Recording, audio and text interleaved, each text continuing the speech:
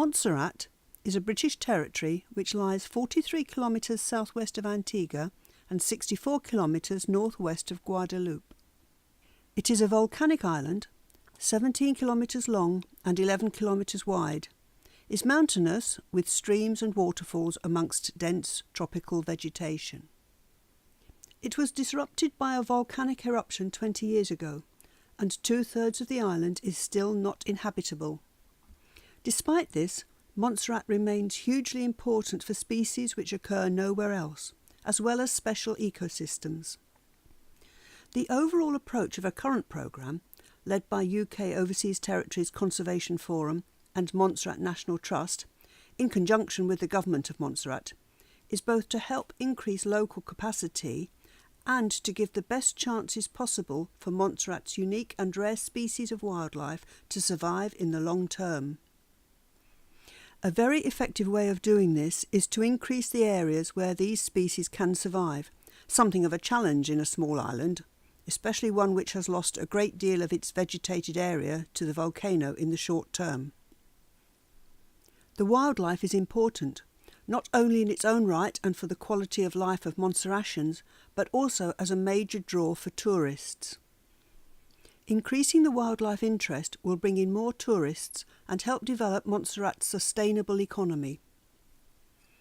Our Adopt a Home for Wildlife initiative allows individuals, organisations, community groups and businesses to maintain and protect a public or private space. It is one realistic opportunity of safeguarding and restoring pockets of threatened and rare native ecosystems. Mike Piankowski of UKOTCF talks with Tim Orton about his Adopt a Home for Wildlife site in globally rare tropical dry forest.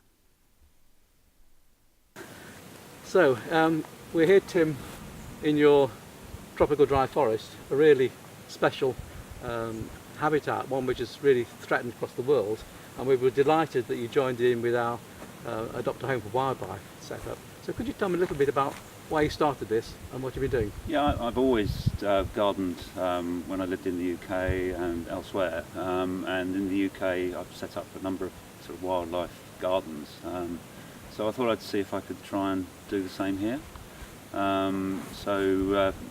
Having this wonderful dry forest all around, I was looking at this area of ground and further into the forest, and it was really just acacia scrub.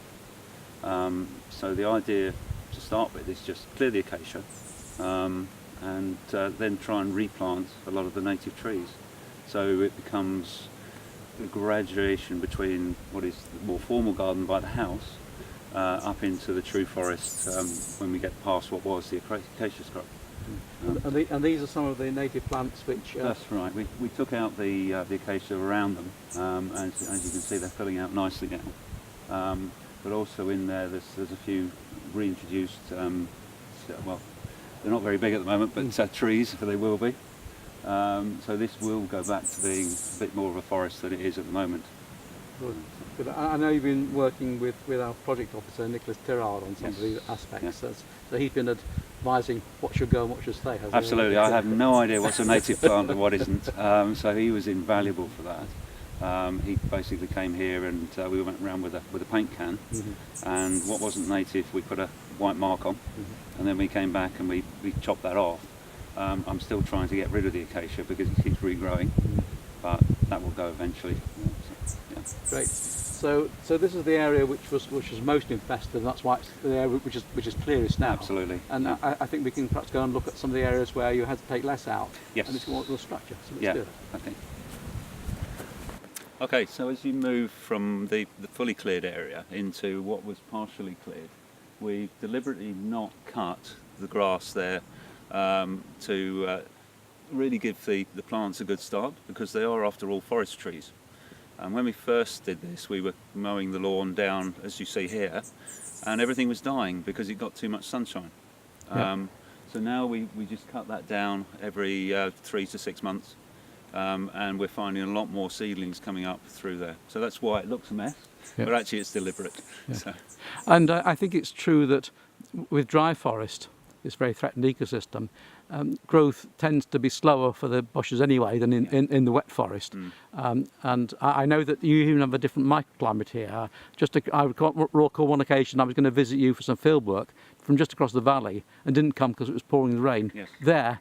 But a kilometre or two away here, it was dry. Absolutely. I quite often watch the rain come down the other side of the valley and wish it would come here. So where we haven't cut, most of what's growing is non-native. And the natives we have to look for in amongst all of the rest of the effectively weeds. But because we didn't actually bring any machinery in here to clear it, it's not compacted. So the good thing about these is you can just pull them up by the roots. So it's easy to clear, we can just let it grow. Where we find bits and pieces in the middle of it, we know where they are and we just mark them. So. I know that you decided not to use machinery in here, which we fully support, because it means that you don't have to remove some of the things you want. And I know you did some work on the costings of that. Yeah, it's about the same price to bring in people for, it took us 5 weeks to clear this area. Which is just under an acre, I would think, and it was 5 people for that period of time, employment for them, and we didn't do any damage to the soil, so I think it's a win-win all the way around. Great. Yeah. So, we're into a slightly denser area now.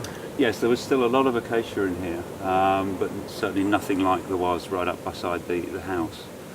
So it's still fairly open.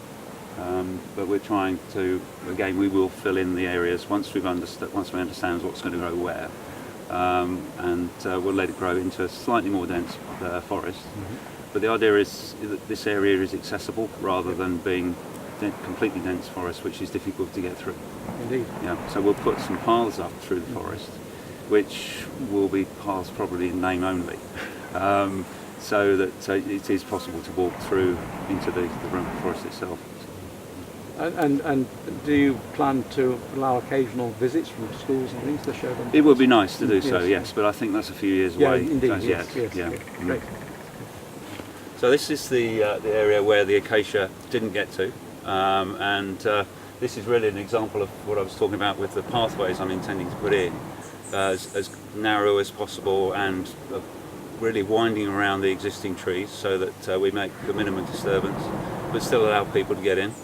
But the other interesting thing is you can see the ash that's on the ground, and as you can see, actually quite a lot of weeds, unfortunately, are starting to grow in it. But there's also in places a number of tree seedlings growing well.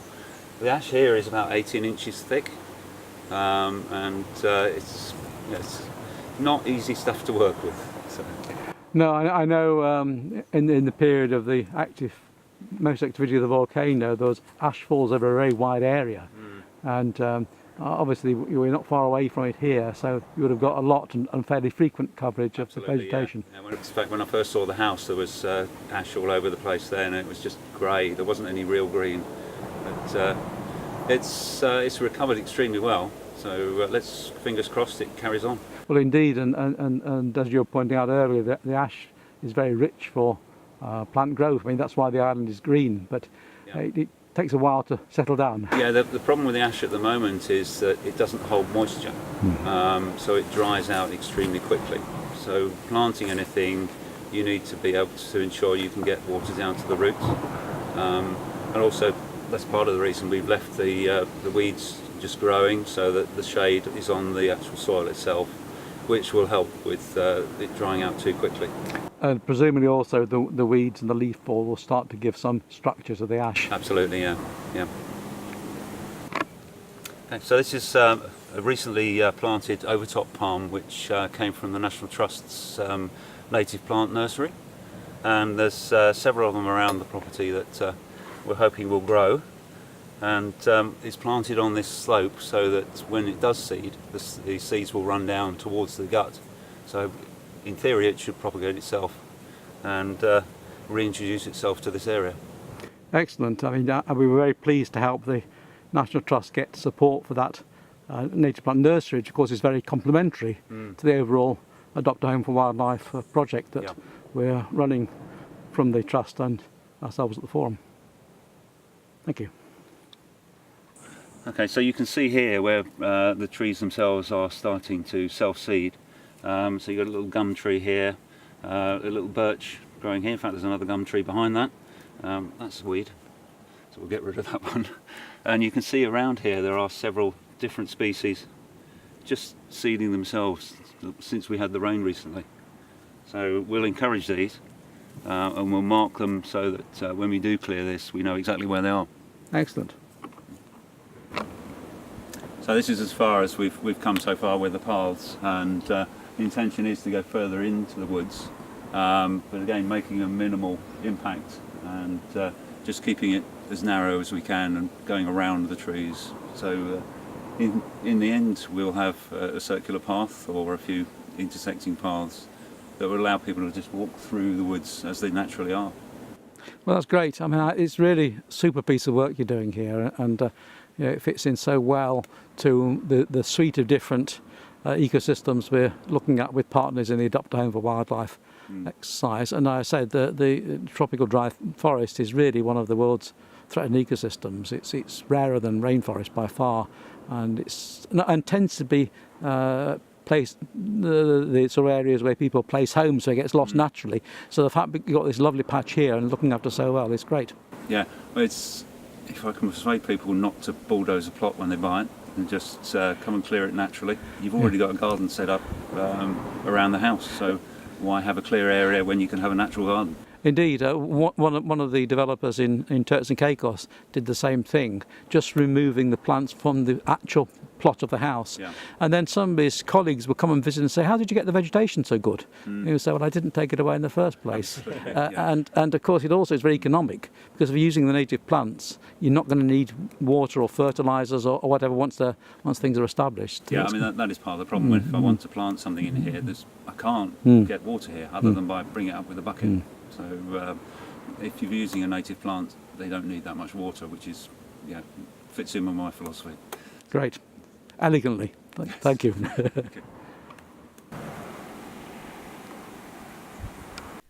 Montserrat remains a very special place. It still has many unique species found nowhere else on Earth. Local bodies have formed partnerships with UKOTCF in order to ensure that its wildlife and habitats are protected and maintained for future generations, given that there are many pressures which threaten their survival.